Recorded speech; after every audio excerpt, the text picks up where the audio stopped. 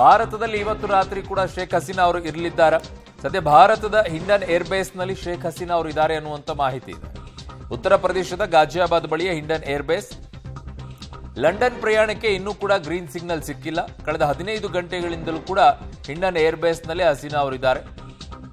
ಶೇಖ್ ಹಸೀನಾ ಅವರನ್ನ ಕರೆತಂದಿದ್ದ ವಿಮಾನ ಈಗ ಬಾಂಗ್ಲಾಕ್ಕೆ ವಾಪಸ್ ಹೋಗ್ತಾ ಇದೆ. ಹಿಂಡನ್ ಏರ್ಬೇಸ್ಗೆ 2 VIP ಕಾರುಗಳು ಕೂಡ ಹೋಗಿ ತಲುಪಿವೆ.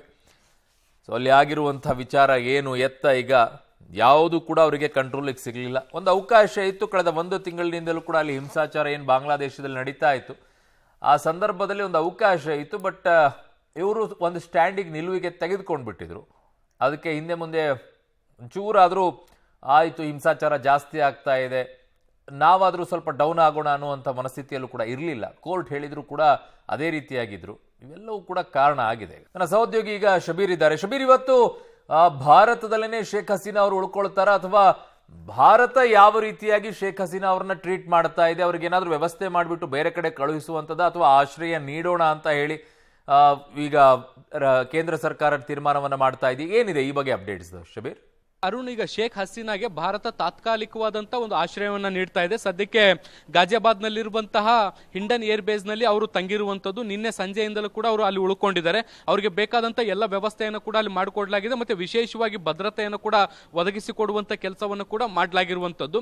ಮುಂದೆ ಅವರಿಗೆ ಲಂಡನ್ಗೆ ತೆರಳುತ್ತಾರೆ ಅನ್ನುವಂತ ಮಾಹಿತಿಗಳಿದಾವೆ. ಈಗಾಗಲೇ ಅವರಿಗೆ ಇಂಗ್ಲೆಂಡ್ನ ಪೌರತ್ವ ಕೂಡ ಇರುವಂತದ್ದು. ಹೀಗಾಗಿ ಅವರು ಅಲ್ಲೇ ಹೋಗಿ ಸೆಟಲ್ ಆಗ್ಬೋದು ಅನ್ನುವಂತ ಮಾಹಿತಿಗಳಿದಾವೆ. ಈಗಾಗಲೇ ಅವರು ಪುತ್ರ ಘೋಷಣೆ ಮಾಡದಂತೆ ಶೇಖ್ ಹಸೀನಾ ಈಗಾಗಲೇ ರಾಜಕೀಯ ನಿವೃತ್ತಿ ಕೂಡ ಘೋಷಣೆ ಮಾಡಿರುವಂತದ್ದು. ಹೀಗಾಗಿ ಅವರು ಮುಂದಿನ ಜೀವನವನ್ನ ಇಂಗ್ಲೆಂಡ್ ನಲ್ಲಿ ಕಳಿಬಹುದು ಅನ್ನುವಂತಹ ಮಾಹಿತಿಗಳಿದಾವೆ. ಹೀಗಾಗಿ ಅವರು ಅಲ್ಲೇ ಹೋಗಿ ತಂಗಬಹುದು ಅನ್ನುವಂಥದ್ದು ಕೂಡ ಈಗ ಇದೆ.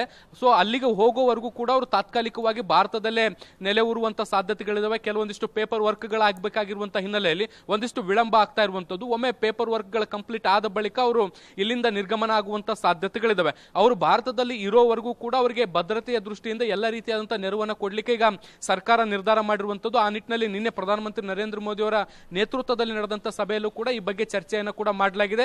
ಇವತ್ತು ಮುಖ್ಯವಾಗಿ ಸರ್ವಪಕ್ಷಗಳ ಸಭೆಯನ್ನ ಕರೆದು ಸರ್ಕಾರ ಬಾಂಗ್ಲಾದೇಶದಲ್ಲಿ ಆಗಿರುವಂತಹ ಬೆಳವಣಿಗೆಗಳೇನು ಮತ್ತೆ ಶೇಖ್ ಹಸೀನಾ ಯಾವ ರೀತಿಯಾದಂತಹ ನೆರವು ಕೇಳಿಕೊಂಡು ಭಾರತಕ್ಕೆ ಬಂದಿದ್ದಾರೆ, ಮುಂದೆ ಅವರಿಗೆ ಯಾವ ರೀತಿಯಾಗಿ ಸರ್ಕಾರ ನೆರವನ್ನ ಕೊಡಲಿದೆ ಅನ್ನೋದಕ್ಕೆ ಸಂಬಂಧಪಟ್ಟಂತೆ ಕೂಡ ಚರ್ಚೆಯನ್ನ ಮಾಡಿದ್ದಾರೆ. ಇದ್ರ ಜೊತೆಗೆ ಬಾಂಗ್ಲಾದೇಶದಲ್ಲಿ ಆಗ್ತಿರುವಂತಹ ಬೆಳವಣಿಗೆಗಳು ಭಾರತದ ಮೇಲೆ ಯಾವ ರೀತಿಯಾಗಿ ಪರಿಣಾಮ ಬೀರುತ್ತೆ ಅನ್ನೋದಕ್ಕೆ ಸಂಬಂಧಪಟ್ಟಂತೆ ಕೂಡ ಒಂದಿಷ್ಟು ಚರ್ಚೆಗಳನ್ನ ಮಾಡಿ ಮಾಹಿತಿಯನ್ನು ಕೂಡ ಕೊಡುವಂತ ಕೆಲಸವನ್ನ ಕೂಡ ಮಾಡಲಾಗಿರುವಂತದ್ದು.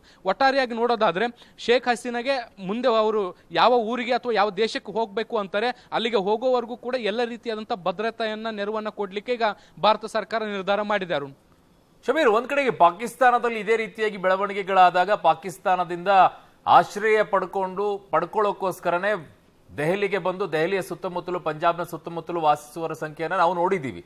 ಈಗ ಬಾಂಗ್ಲಾದೇಶದಲ್ಲಿ ಈ ರೀತಿಯಾದಂತಹ ಪರಿಸ್ಥಿತಿ ಆಗಿರೋದ್ರಿಂದ ಅಲ್ಲಿಂದ ಜನ ಬಂದು ಭಾರತ ದೇಶದಲ್ಲಿ ಎಲ್ಲಾದರೂ ಉಳ್ಕೊಳ್ಳುವಂತಹ ಈ ರೀತಿಯಾಗಿ ಆಗ್ತಾ ಇದೆ, ಅವ್ರನ್ನ ಒಳಗಡೆ ಬಿಟ್ಕೊಳ್ಳಾಗ್ತಾ ಇದೆ ಅಥವಾ ಆ ರೀತಿಯಾಗಿ ಯಾವುದು ಇಲ್ವಾ ಬೆಳವಣಿಗೆಗಳು? ಶಬೀರ್, ಸದ್ಯಕ್ಕೆ ಅದಕ್ಕೆ ಸಂಬಂಧಪಟ್ಟಂತೆ ಯಾವುದೇ ಮಹತ್ವದ ಬೆಳವಣಿಗೆಗಳು ನಡೆದಿಲ್ಲ.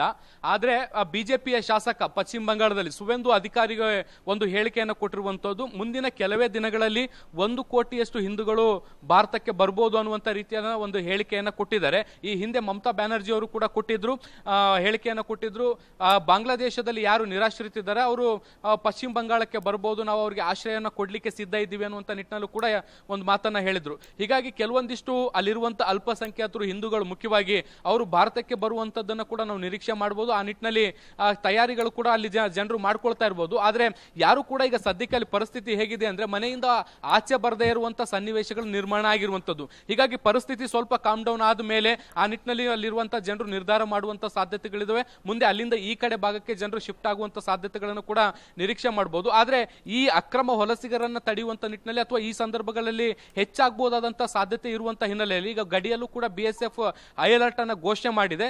ಆ ರೀತಿಯಾದಂತಹ ಅಕ್ರಮ ನುಸುಳುಕೋರರು ಭಾರತಕ್ಕೆ ಬರಬಾರದು ಅನ್ನುವಂತ ನಿಟ್ಟಿನಲ್ಲಿ ಈಗಾಗಲೇ ಸಾಕಷ್ಟು ಎಚ್ಚರಿಕೆಯನ್ನು ಕೂಡ ವಹಿಸಲಾಗ್ತಾ ಇರುವಂತದ್ದು. ಈ ರೀತಿಯಾದಂತಹ ಜನರು ಅಂದ್ರೆ ಯಾರು ಅಲ್ಪಸಂಖ್ಯಾತರು ಅಫಿಷಿಯಲಿ ಆಗಿ ಬರಬೇಕು ಅಂತಾರೆ ಅವರಿಗೆ ಮುಂದಿನ ದಿನಗಳಲ್ಲಿ ಒಂದಿಷ್ಟು ಅವ್ರನ್ನ ಕರೆತರುವಂತ ನಿಟ್ಟಿನಲ್ಲಿ ಕೆಲವೊಂದಿಷ್ಟು ಏನು ಕೆಲಸಗಳನ್ನು ಕೂಡ ಭಾರತ ಸರ್ಕಾರ ಮಾಡುವಂತ ಸಾಧ್ಯತೆಗಳನ್ನು ಕೂಡ ನಾವು ನಿರೀಕ್ಷೆ ಮಾಡಬಹುದು.